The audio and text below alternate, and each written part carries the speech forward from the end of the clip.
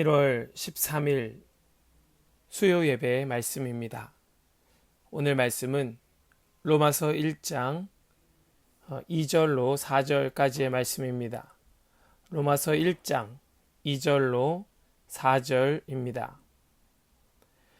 이 복음은 하나님이 선지자들을 통하여 그의 아들에 관하여 성경에 미리 약속하신 것이라. 그의 아들에 관하여 말하면 육신으로는 다윗의 혈통에서 나셨고 성결의 영으로는 죽은 자들 가운데서 부활하사 능력으로 하나님의 아들로 선포되셨으니 곧 우리 주 예수 그리스도시니라. 아멘.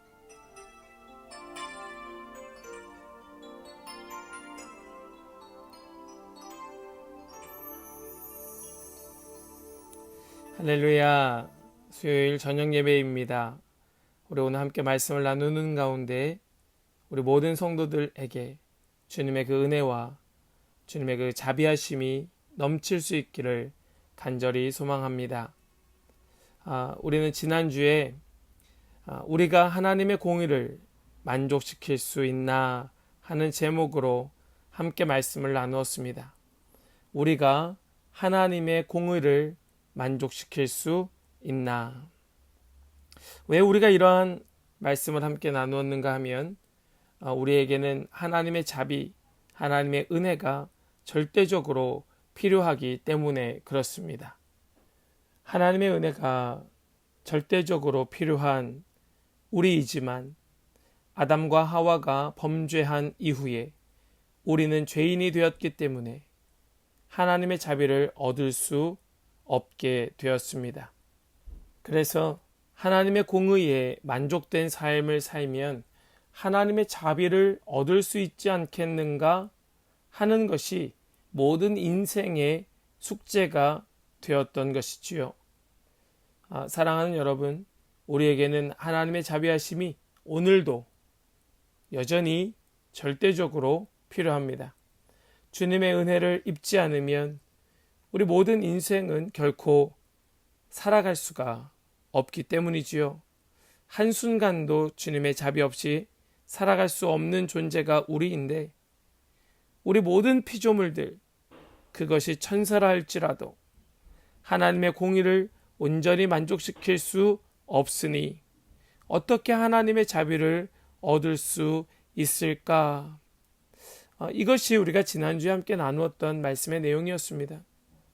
하나님의 자비가 필요한 인생, 그러나 그 자비를 누릴 수 없게 된 죄인들, 그러면 어떻게 그 하나님의 자비를 누릴 수 있을까? 얻을 수 있을까? 여러분, 우리 자신은 완전하지 않습니다.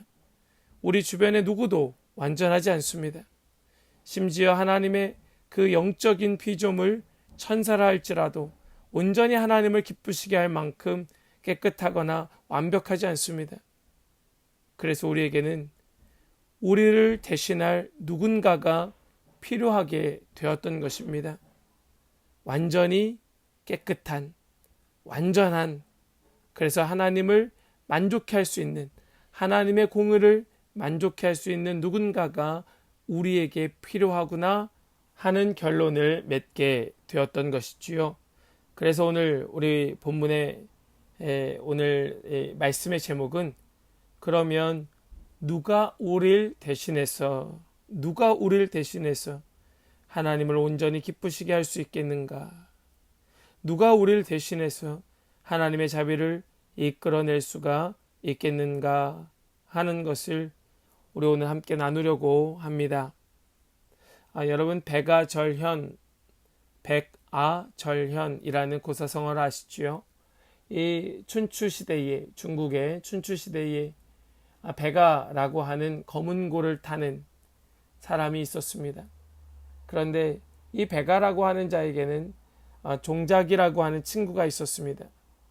백아가 높은 산을 표현하여 연주하면 종작이가 이야, 그것은 저 높은 태산과 같다 라고 이야기를 해주었고, 백아가 굽이치는 이 강물, 힘차게 흐르는 강물을 연주하면 그것은 저 흘러가는 황하와 같구나 라고 말해주면서 백아가 무엇을 연주하든 그대로 대번에 알아차린 사람이 바로 종자기였습니다.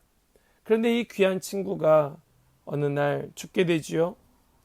그리고 백아는 종자기가 이제 더 이상 이 땅 가운데에 없음을 보고 슬퍼하여 검은고의 줄을 끊었다. 검은고의 줄을 끊었다. 그래서 생긴 고사성어가 백아절현이라는 말이 나오게 되었습니다. 여러분, 이 땅 가운데 누가 우리 자신을 그토록 잘 이해하고 알아줄까요? 정말 그런 사람이 있을까요? 아무리 찾아보고 아무리 둘러보아도 정말 내가 이해받고 있다고, 내가 정말 저 사람에게 이해받고 있다고 하는 그런 이 느낌을 느낄 만큼 나를 잘 아는 사람이 있을까요? 아마도 정말로 내 마음에 완전한 기쁨을 줄 만큼 나를 잘 아는 자는 아마 없을 것입니다. 그러면 누가 하나님을 만족시킬 수가 있겠습니까? 하나님 자신 말고 누가 하나님을 알아서 하나님의 마음을 진정으로 만족시킬 수 있겠습니까? 이것은 불가능한 일처럼 보여요. 그런데 성경은 이 불가능한 일이 불가능하지 않다고 말씀하고 있습니다. 성경은 하나님을 만족시켜서 하나님의 자비를 얻을 수 있다고 말씀하고 있습니다. 우리는 그것을 복음이라고 부르는 것입니다. 이 복음이 무엇입니까? 우리 2절 말씀, 오늘 본문 2절 말씀을 같이 보시면 이 복음은 하나님이 선지자들을 통하여 그의 아들에 관하여 성경에 미리 약속하신 것이라. 아멘. 이 복음은 하나님이 성경에 미리 약속하신 것이다. 이 복음은 하나님이 미리 성경을 통하여 약속하신 것이다. 하나님께서는 선지자들을 통하여 성경에 미리 말씀해 주셨습니다. 복음이 무엇인지 알려주셨습니다. 하나님의 자비를 얻을 수 있는 방법, 하나님의 자비를 다시 끌어낼 수 있는 그 방법, 바로 그 복음을 성경은 우리에게 진작에 알려주셨던 것입니다. 그런데 유대인들은 하나님의 선민이라고 하면서도 하나님을 안다고 말하고 말씀도 안다고 하면서도 영적으로 무지하였습니다. 복음이 무엇인지 알지 못하였습니다. 오히려 성경에 미리 약속된 메시아가 오셨을 때에 그분을 믿고 받아들이고 따르기는커녕 도리어 불신하고 배척하였습니다. 겉으로는 성경을 많이 알고 있는 것 같았고 그 속에 담긴 하나님의 뜻에 대하여 안다고 말하였지만 그들은 몰랐던 것입니다. 하나님의 자비를 누려야만 살 수 있는 인간들이 하나님의 자비를 어떻게 얻어야 하는지 몰라서 계속해서 고통 가운데에 있었던 것이 유대인들을 비롯한 모든 인생들이었습니다. 방법을 성경을 통하여 알려주셨건만, 선지자들을 통하여 미리 우리에게 가르쳐 주셨건만 사람들은 알지도 못하였고 알려고 하지도 아니하였습니다. 그러면 성경은 복음을 무엇이라고 가르쳐 주고 있습니까? 그 아들에 관한 것, 그것이 바로 복음이라고 가르쳐 주고 있습니다. 하나님께서 그 선지자들을 통하여 성경에 미리 약속하신 그분, 그 아들에 대한 말씀이 우리에게 복음이 된다. 즉 다시 하나님의 자비를 얻을 수 있는 길이 된다고 성경은 말씀하는 것입니다. 그 아들이 누구입니까? 그것이 바로 예수 그리스도이시지요. 여러분, 혹시 왜 성경에서 하나님의 아들이라고, 예수님을 하나님의 아들이라고 부르는지 아십니까? 실제로 하나님이 예수님을 낳은 것은 아니죠. 하나님께서 누군가와 결혼하셔서 그래서 이 예수님을 출산하신 것이 아니잖아요. 그럼에도 불구하고 왜 성경은 예수님을 하나님의 아들이라고 표현할까요? 우리 말씀을 한번 보실까요? 요한복음 5장 18절 말씀입니다. 유대인들이 이로 말미암아 더욱 예수를 죽이고자 하니 이는 안식일을 범할 뿐만 아니라 하나님을 자기의 친아버지라 하여 자기를 하나님과 동등으로 삼으심이러라. 아멘. 뭐라고 말씀합니까? 예수님이 하나님을 자기의 친아버지라고 하여서 자기를 하나님과 동등으로 삼으심이러라. 우리가 예수님을 하나님의 아들이라고 부르는 까닭은 바로 예수님께서 하나님의 아들이라 자신을 칭하며 하나님과 자신을 동등됨으로 동등한 것으로 여겨 말씀하셨기 때문에 그렇습니다. 그러니까 우리가 아들이라고 하는 것은 바로 아버지와 똑같은 존재라는 말입니다. 예수님이 스스로를 아들이라고 말씀하시는 것은 자신이 하나님과 동일한 동등한 존재이다 라는 것을 말씀하고자 하셨다는 것이죠. 이 땅에 인간의 몸으로 오셨지만 완벽한 인간으로 오셨지만 온전히 하나님의 공의를 만족시키기 위하여 완벽하게 하나님을 아는 존재, 하나님과 동등한 존재, 그것이 바로 예수 그리스도의 아들 되심, 예수님의 정체성이었던 것입니다. 그래서 3절에서 뭐라고 말씀하고 있는가 하면 육신으로는 다윗의 혈통에서 나셨다라고 말씀하는 것이죠. 육신으로는 다윗의 혈통에서 나셨다. 완벽한 인간이 되셨다는 것입니다. 완벽한 인간으로 이 땅에 오셨다는 뜻입니다. 또한 완벽하게 구약의 예언을 성취하셨다. 예언을 이루셨다 하는 뜻입니다. 예수님이 약속하신 메시아가 분명하다라는 말씀이지요.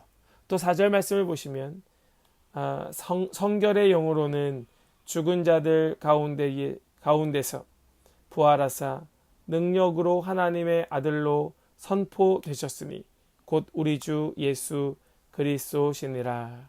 아멘. 3절에서 다윗의 혈통이 예수님의 인성을 보여주는 말씀이라면 4절은 무엇인가? 4절은 바로 예수님의 신성을 말씀하는 것입니다. 성결의 영이라고 하는 것은 거룩한 영이라는 말씀이지요. 그런데 여기 거룩한 영은 성령을 의미하는 것은 아닙니다. 성령이라고 해석을 하면 좀 오해가 생깁니다. 이것은 성령이라 해석하는 것이 아니라 예수님께서 이 땅에 사셨지만 누구보다 거룩하고 누구보다 정결한 깨끗한 영으로 사셨다는 것을 말씀하는 것입니다.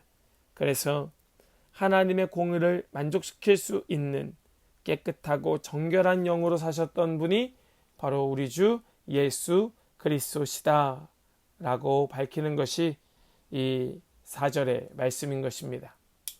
예수님이 하나님의 은혜와 자비를 다시 회복할 수 있는 길을 열어주셨습니다. 그런데 이 말씀을 다시 보면 아무나 예수님을 통하여 하나님의 자비를 회복할 수 있는 것이 아니고 예수 그리스도를 나의 주라고 하는 사람만 예수님과 관계를 맺고 그 사람만 하나님의 자비를 다시 경험할 수 있는 자가 되는 것입니다. 여러분, 우리의 믿음은 결코 추상적이지 않습니다. 있지도 않은 하나님의 아들을 억지로 만들어야 하는 것이 아닙니다. 오시지도 않은 메시아를 억지로 메시아로 둔갑시켜야 할 필요가 있었던 것이 아닙니다. 우리는 예수 그리스도 그분을 만나고 그 이름을 부름으로 인하여 하나님과 그 관계가 회복되고 그 하나님의 자비를 다시 누릴 수 있는 자가 되었기에 예수님을 나의 주, 나의 하나님이라고 부르는 것입니다. 사랑하는 여러분, 우리는 그냥 예수님을 믿는 것이 아닙니다. 온전히 하나님을 붙들기 위해서 온전히 하나님의 자비를 회복하기 위하여 하나님의 깊은 뜻을 깨닫고 하나님을 높이는 삶을 살기 위하여 우리는 예수님을 믿는 것입니다. 그분만이 하나님의 자비를 회복해 할 수 있는 하나님의 공의를 만족시키시는 분이 되셨기 때문에 그렇습니다. 오늘도 우리에게는 주님의 인자와 자비가 부어지고 있습니다. 그러나 그 인자와 자비를 경험하는 자는 예수 그리스도를 나의 구주로, 나의 주라고 고백하는 자뿐입니다. 하나님께서는 이미 우리에게 성경을 통하여 그 자비를 경험할 수 있는 방법을 알게 해주셨습니다. 그리고 그 방법대로, 그 방법을 가지고 예수님을 부르는 자만이, 예수님을 고백하는 자만이 온전히 하나님과 하나가 될 수 있었습니다.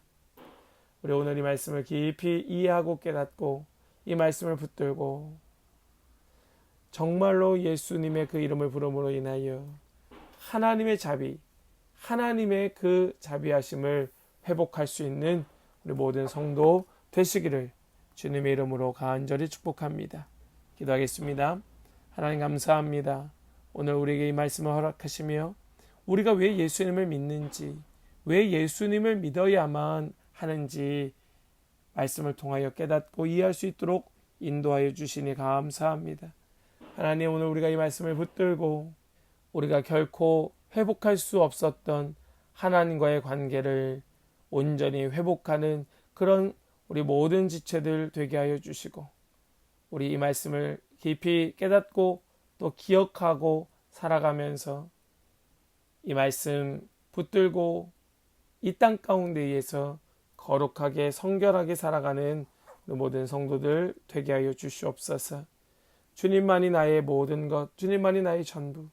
주님, 우리 한 영혼 한 영혼을 주님께서 붙들어 오직 그 주님의 길로만 인도하여 주실 줄을 믿고 감사드리며 우리 주 예수 그리스도의 이름으로 기도하옵나이다. 아멘.